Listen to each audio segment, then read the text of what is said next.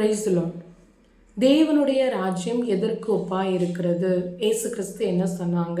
லூக்கா 13:18 இதில் கடுகு விதைக்கு ஒப்பிடுறாங்க. அதாவது பார்ப்பதற்கு சிறிய அளவில் தான் இருக்கிறது கடுகு விதை. அதே மாதிரி தான் இயேசு கிறிஸ்துவும் தேவனுடைய ராஜ்யத்தை பார்ப்பதற்கு சிறிய பொருள் மாதிரி இருக்கலாம். ஆனால் அதை ஒருவன் தன் தோட்டத்தில் விதைக்கும் போது அது பெரிய மரமாக மாறும். பார்ப்பதற்கு ஒரு புஸ்தகம் போல தெரியலாம். பார்ப்பதற்கு இந்த பைபிள் ஒரு சிறிய புஸ்தகம் போல இருக்கலாம். இதுக்குள்ளே எழுதப்பட்டது அத்தனையுமே ஒரு வார்த்தைகள் போல இருக்கலாம். ஆனால் இந்த வார்த்தைகள் நம்முடைய இருதயத்தில் விதைக்கப்பட்டு அது வளரும் போது பெருகும் போது அது என்னவா மாறும்னா ஒரு பெரிய மரமாக ஆயிடும்.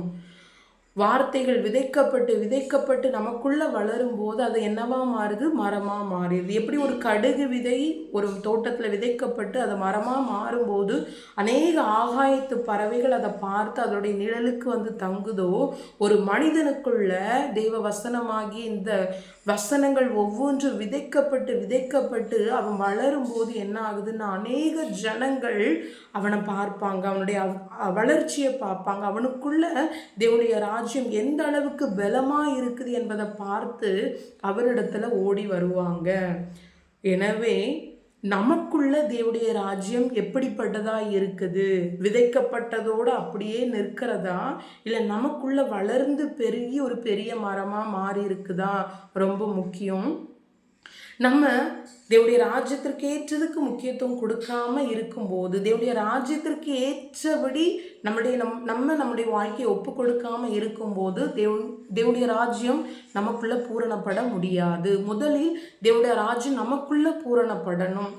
ஆண்டவர் அடுத்து சொல்லுவாங்க, அது புளித்த மாவுக்கு ஒப்பாய் இருக்கிறது. ஒரு ஸ்திரீ அது 3 படி மாவில் புளிக்கிற வரைக்கும் அதை அடக்கி வைத்தாள். தேவனுடைய ராஜ்யம் நம்மளுக்குள்ள பூரணப்படணும். எப்படி 3 படி மாவு போட்டு அதை என்ன பண்ணுறாங்க? அடக்கி வைக்கிறாங்க. முழுவதும் புளிக்கட்டும். நம்முடைய சிந்தைகள், நம்முடைய எண்ணங்கள், நம்முடைய செய்கைகள் எல்லாமே தேவனுடைய ராஜ்யத்திற்கு உகந்ததாய் மாறும்போது தான் அது மற்றவர்களுக்கு பயன்பட முடியும். அறகுறையாக இருக்கும்போது நம்ம தேவனுடைய ராஜ்யத்திற்கு உகந்தவர்களாய் நிற்கவே முடியாது. பூரணப்பட்டதற்கு அப்புறம் மறைந்திருக்கவும் முடியாது. கர்த்தருக்கே மகிமை உண்டாகட்டும்.